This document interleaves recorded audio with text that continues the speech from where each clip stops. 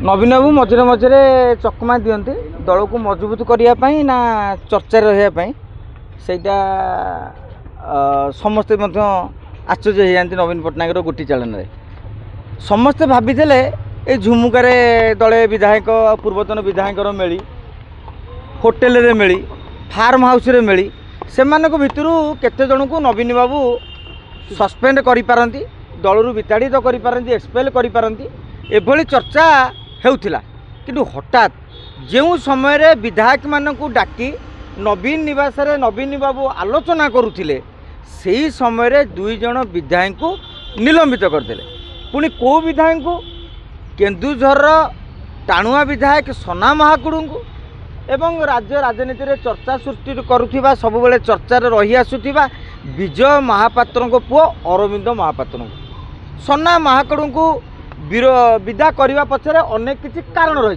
कई से आश्चर्य होना कहीं आपण मैंने लक्ष्य करेंगे मोहन माझी मुख्यमंत्री हेबा परे केन्दुझर बीजेडी राजनीति बीजेपी मुहा हो जाए निजे बद्री नारायण पात्र बहुबार मोहन माझी को प्रशंसा पोती पकाउं एवं सना महाकुड़ भव्य संबर्धना दौरान विजु जनता दल अमल किसी है नथिला 24 वर्ष रे किसी है नथिला मोहन माझी एते काम करुछंदी ए नेकी मध्य आपण माने लक्ष्य करथिबे सना महाकुड़ स्टेटमेंट दौथिले एवं समस्त जानि गणमाध्यम रे चर्चा होतला जे सना महाकुड़ जदि बीजेडी रे नवीन पट्टनायक काहाकू विदा करंती सना महाकुड़ निलंबित हवा फाइनाल किंतु गतकाली अरविंद महापात्र ना जितेबाला जोड़ागला समस्ते चकित हो गले कौन से भितरिया क्या जना ना कौन सी गणमाध्यम के खबर प्रकाश पाई ना जे अरविंद महापात्र आ दलीय लाइन रे नाहंती बोली मु तो देखुली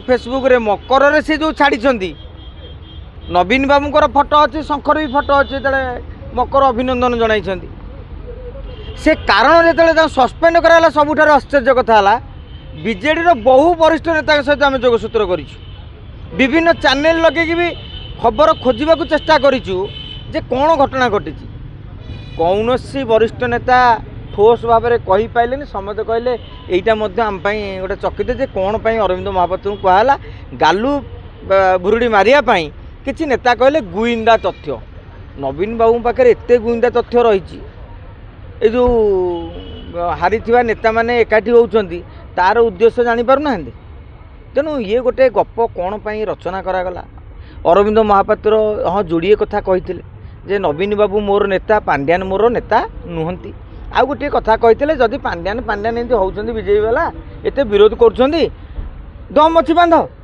तर उद्देश्य था एत थर कहूँ कौन बांधिकी देखुन ताकू जब पांड्यान बाबू भाई मुझे सेटिंग करके बीजेपी वाला कही मत बांधनी आउ ये गोटे टीआटी कला काले बीजेपी वाला बांधदेवे कि से डर भी गोटे थी हुए तो से कारण हो पारे किंतु कौन सी प्रकार ठोस कारण कहीं कहूना विजु जनता दल गोटे नैरेटिव आप देखिए सोशल मीडिया रे घूरी बुलूँ कौन ना राज्यसभा निर्वाचन पर सेटिंग करते अरे भाई राज्यसभा ये बीजेपी क्या प्रार्थी कर कहीं जानना बीजेडी क्या प्रार्थी कर कहीं जानना चतुर्थ प्रार्थी किए हम ता ना सोर शब्द ना दल में एजागे पीएससी मीटिंग रे बीजेडी आलोचना ही करना प्रार्थी शिर नास्ती जो शिर पीड़ा माने मुंड ना किंतु अमृतांजन घसिया कथा भाया जे राज्यसभा निर्वाचन पर चर्चा ही आरंभ होनी किसी मीडिया रे केवल चर्चा होची नोटिफिकेशन होनी किसी भी होनी सी कौन चक्रांत करदे विजय महापात्र कौन चक्रांत करेंगे अरे सी तो बीजेडी ना बीजेपी रे ना तेणु जी राजनैतिक लोक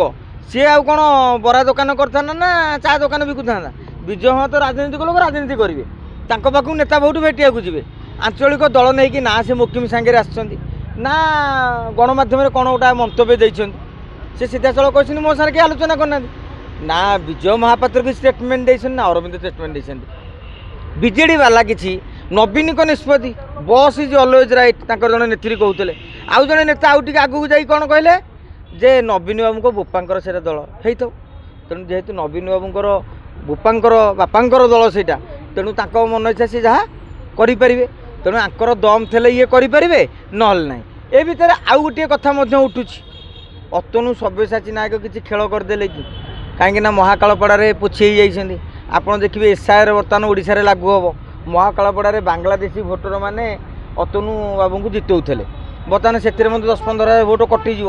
ତେଣୁ ସେ ଦେଖିଲେ ଆଉ ମହାକାଳପଡ଼ା ହେଉନାହିଁ, ମାନେ ବର୍ତ୍ତମାନ ଯିବା ପାଟକୁରା। ଏବଂ 2024 ନିର୍ବାଚନ ପୂର୍ବରୁ ବେଦପ୍ରକାଶ ଅଗ୍ରୱାଲଙ୍କର ପରଲୋକ ପରେ ପରେ ପାଟକୁରା ଉପରେ ବି ନଜର ରଖିଦେଲେ ଅତନୁ ତାଙ୍କ ଭାଇଙ୍କ ପାଇଁ ବି ଟିକେଟ୍ ସଂଗ୍ରହ କରିବା ପାଇଁ ଯୋଜନା କରିଥିଲେ। ତେଣୁ ସେ ଦେଖିଲେ 29 ରହିଲା ହିଁ, ପୁଣି 27 ପଞ୍ଚାୟତ ନିର୍ବାଚନ ବେଳ ଥାଉ ଥାଉ ବନ୍ଧଟେ ବାନ୍ଧିବା। ତେଣୁ ସେଥିପାଇଁ ଅତନୁ ବାବୁ ଯଦି କଣ୍ଟା ସଫା କରିଥିବେ ସେ ମଧ୍ୟ ଗୋଟିଏ କାରଣ। ତେଣୁ ଅନେକ କାରଣ ରହିଛି, କିନ୍ତୁ ଏହାଦ୍ୱାରା ଗୋଟିଏ କଥା, ବିଜୁ ଜନତା ଦଳ ମଜବୁତ ହେବ ନା ଦୁର୍ବଳ ହେବ। ନବୀନ ବାବୁ ଯଦି ଭାବିଥିବେ ଯେ ନାଇଁ ବର୍ତ୍ତମାନ ଯେଉଁଟା ବିଧାୟକଙ୍କୁ ମୁଁ ବର୍ତ୍ତମାନ ନିଲମ୍ବିତ କରିଦେଇଛି ମାନେ ଅନ୍ୟମାନେ ଡରିଯିବେ, ତା ଉପରେ ବି ନଜର ରହିବ। ଯଦି ଆପଣ ଦେଖିବେ ଆଉ 7-8 ଦିନ ଭିତରେ ଆଉ ଯେଉଁ ଅଂଶୁମାନ ମହାନ୍ତି, ଆମର ସମ୍ବିତ ରାଉତରାୟ, ବିଷ୍ଣୁପ୍ରଦ ରାଉତରାୟ, ରୁଦ୍ର ମହାରଥୀ, ପ୍ରଣବ ବଳବନ୍ତରାୟ, ଯେତେ ସବୁ ନେତା ସବୁ ମେଳି ବାନ୍ଧୁଥିଲେ, ସେମାନେ ଯଦି ଆଉ ଏକାଠି ନହେଲେ ଆପଣ ଜାଣିବେ ନବୀନ ପଟ୍ଟନାୟକଙ୍କର ଏଇ ନିଲମ୍ବନ ମେଡ଼ିସିନଟା କାମ କରିଛି। ଆଉ ଯଦି କାଲି ଏକାଠି ହେବେ ତାହେଲେ ଆପଣ ଜାଣିବେ ନବୀନ ପଟ୍ଟନାୟକଙ୍କର ନିଲମ୍ବନ ମେଡ଼ିସିନକୁ ଇଏ ଫୁ କରିଦେଇଛନ୍ତି। ତେଣୁ ଚେତାବନୀ ଦିଅ, ଯାହା କର ଆମର ଆଉ ଡରିବାର ନାହିଁ। କିନ୍ତୁ ଆଉ ଗୋଟିଏ ବାର୍ତ୍ତା ମଧ୍ୟ ଯାଇଛି ଯେ ପାଣ୍ଡିଆନ ବିରୋଧ ଯିଏ କରିବ ସିଏ ହେବ ଦଳ ପାଇଁ ବିଶ୍ୱାସଘାତକ। ଦେଖନ୍ତୁ ତାଙ୍କ ଦଳ ସିଏ ଚଳେଇଲେ ତାଙ୍କର ଶାସନ ହେବେ, ବିଜେଡ଼ି ଭଲରେ ଚାଲିଲେ ବିଜେଡ଼ି ସରକାର ଆସିବ, ତାଙ୍କରି ଏମଏଲଏ ତାଙ୍କର ମନ୍ତ୍ରୀ ସେ ନବୀନ ବାବୁ ମୁଖ୍ୟମନ୍ତ୍ରୀ ହେବେ। ଆମର କିଛି ହେବାର ଅଛି। ତେଣୁ ତାଙ୍କ ଦଳ ବୁଡ଼ିବ କି ଭାଙ୍ଗିବ କ'ଣ ସେ ରଣନୀତି କରୁଥିବେ ସେ ଜାଣିଥିବେ। ଆଜ୍ଞା କେତେ ନେତାଙ୍କ ଉପରେ ଖଣ୍ଡା ଯୋଡ଼ୁଛି ସମ୍ବିତ ରାଉତରାୟ, କ'ଣ ଦେବାଶିଷ ସାନ୍ତରା ପରା ଫଟୋ ରଖିଲେନି, ସିଏ ଯେତିକି ଭଳିଆ କହିଛନ୍ତି ଚାଞ୍ଚିକି କଥାବାର୍ତ୍ତା କରୁଛନ୍ତି, ଆଉ ବା କେହି ନୁହନ୍ତି। ଏବଂ ଆପଣ ଦେଖିବେ ବଦ୍ରି ପାତ୍ର ବି ସେମିତି କହୁଛନ୍ତି। ତେଣୁ ଏଇଭଳି ଭାବରେ ଇଏ ଯାଇଛି। ତେଣୁ ଯଦି ରାଜନୈତିକ ସାଟାରେ ମୋତେ ପଚରାଯାଏ ପ୍ରଶ୍ନ, ମୁଁ କହିବି 1995 ମସିହାରେ ବିଜୁବାବୁ ପାଇଥିଲେ 46ଟି ଆସନ। 46ଟି ଆସନ ପାଇଲା ପରେ 2000 ପୁଣି ବିଜେଡ଼ି ସରକାର ଗଢ଼ିଥିଲା। ତେଣୁ ନବୀନ ବାବୁ ଭାବୁଥିବେ 46ଟା ଗୋଟେ ଭଲ ଅଙ୍କ ବୋଧେ। ତେଣୁ 48ଟା ହେଇଗଲେ, ଜଣେ ହାରିଗଲେ, ଆଉ 2 ଜଣ ପଳେଇଲେ। ତେଣୁ 3 ଜଣ 51ରୁ ପଳେଇଲା ପରେ ଆଉ କେତେ ହେଲା 48। ତେଣୁ ଆଉ ଯୋଡ଼ିଏ ଖଣ୍ଡେ ବିଦା କରିଦେଲେ ବଦ୍ରି ପାତ୍ର କି ଆଉ କାହାକୁ ଗୋଟେ ଟାର୍ଗେଟ୍ ରଖି ବିଦା କଲେ 46 ହେଇଯିବ। ପୁଣି 46 ହେଲା ବେଳକୁ ପୁଣି ବିଜେଡ଼ି ବିଜେପି ମେଣ୍ଟ ସରକାର ହେଇଥିଲା 2000 ମସିହାରେ। ତେଣୁ ନବୀନ ବାବୁ ଭାବୁଥିବେ ଏଇଟା ବୋଧେ ସଂଖ୍ୟା ଗଣିତ ଯଦି ହେଉଥିବେ କି କ'ଣ ଜ୍ୟୋତିଷଶାସ୍ତ୍ର କ'ଣ କହିଥିବେ। ତେଣୁ ସେଇଟା ନବୀନ ବାବୁ କହିପାରିବେ। ଆମେ ତାଙ୍କ ଦଳ ବିଷୟରେ ଏତେ ତର୍ଜମା କରିବା ଉଚିତ ନୁହଁ। କିନ୍ତୁ ଜିନିଷ ହେଉଛି ରାଜ୍ୟ ରାଜନୀତିକୁ ଆପଣ ଯେତେବେଳେ ବାର୍ତ୍ତା ଦେଉଛନ୍ତି ଚର୍ଚ୍ଚା ହେବ ହିଁ ହେବ। ମୁଁ ବା ଆପଣଙ୍କୁ କହିଲି ଦେବାଶିଷ ସାନ୍ତରାଙ୍କର ବି ଫଟୋ ନାହିଁ, ଆମେ ବି ଗଣମାଧ୍ୟମରେ ଏ ଖବର ପ୍ରକାଶ ପାଇଛି। ତେଣୁ ଫଟୋ ନିଲମ୍ବନ ଏଇଟା ନୁହେଁ।